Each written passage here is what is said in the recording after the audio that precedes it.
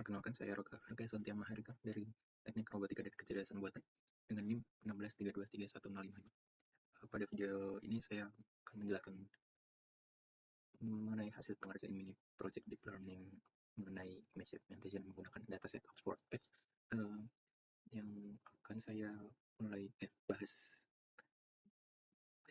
mulai dari logika dasar segmentasi, implementasi kode arsitektur, dan hasil dari 2 eksperimen yang telah dilakukan. Pertama, saya akan menjelaskan mengenai mini SI terlebih dahulu, mengenai mengapa output segmentasi harus berukuran sama dengan input. Jadi, jika yang diklasifikasi gambar biasa, tugas model ini cukup sederhana, yaitu menjawab gambar apa ini. Misal ada foto kucing, model hanya perlu menganggap bahwa itu kucing, karena fokusnya adalah mengenali objek. Model tidak terlalu peduli soal posisi detail objek di dalam gambar.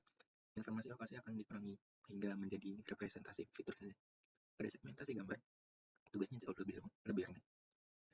Model bukan hanya harus tahu untuk membedakan apakah itu kucing atau anjing, tapi mengerti bagian mana dari gambar yang termasuk kucing, atau bagian mana yang termasuk anjing, atau juga yang termasuk backgroundnya.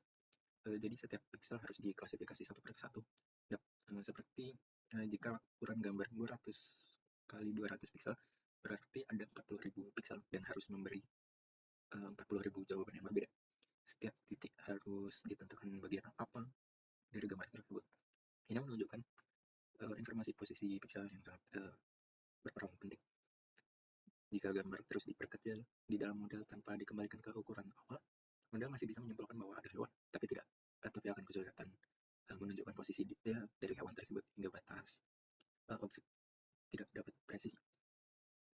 Oleh karena itu, pada arsitektur segmentasi terdapat proses untuk memperbesar kembali ukuran fitur dengan unsampling hingga ukurannya sama seperti gambar aslinya. Tujuannya agar setiap pixel pada output memiliki pasangan langsung dengan pixel di gambar ini. Jadi, model dapat menggambar outline objek dengan lebih akurat dan tetap menjaga detail.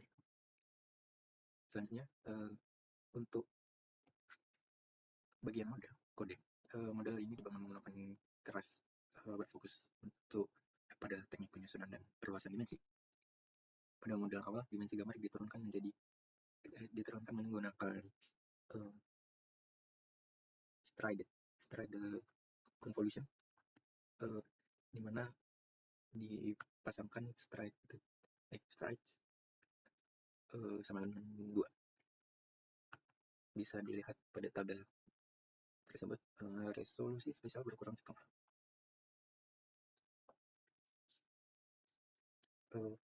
Berkurang setengah setiap melewati blok konvolusi tertentu. Ini awalnya mulai dari 590.000, turun setengah lagi menjadi 295.000 sekian, turun lagi menjadi 147, 73, 36, dan 1000 hingga 1700.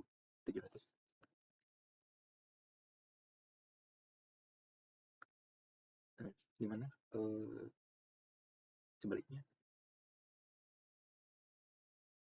jumlah channel bertambah untuk menangkap fitur yang lebih kompleks.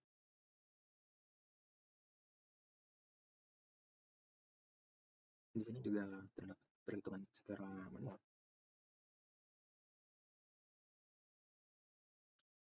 Dan hasilnya juga sama persis dengan output dari summary kerasnya, di mana total parameter terdapat sebanyak 2.880.643 parameter.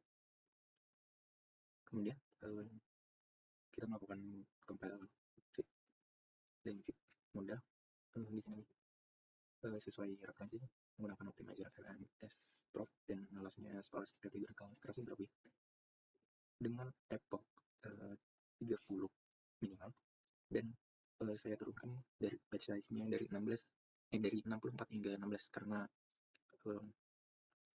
terdapat limitation mengenai GPU yang digunakan. Jadi jika kita menggunakan batch size 64, kadang masih selalu crash di tengah-tengah trend. Pada eksperimen 1, saya membandingkan model awal strides sama dengan 2 dengan model menggunakan max pooling.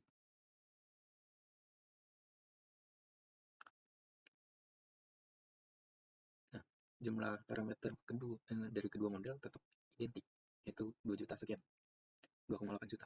Walaupun referensi menyebutkan bahwa max pooling bisa merusak segmentasi karena hilangnya informasi spesial, eksperimen pada dataset ini menunjukkan anomali. Model max pooling justru mendapat validation loss akhir yang lebih baik daripada model stride. Di sini adalah kita mendapatkan max pooling yaitu dengan loss 0,21 dan model stride mendapat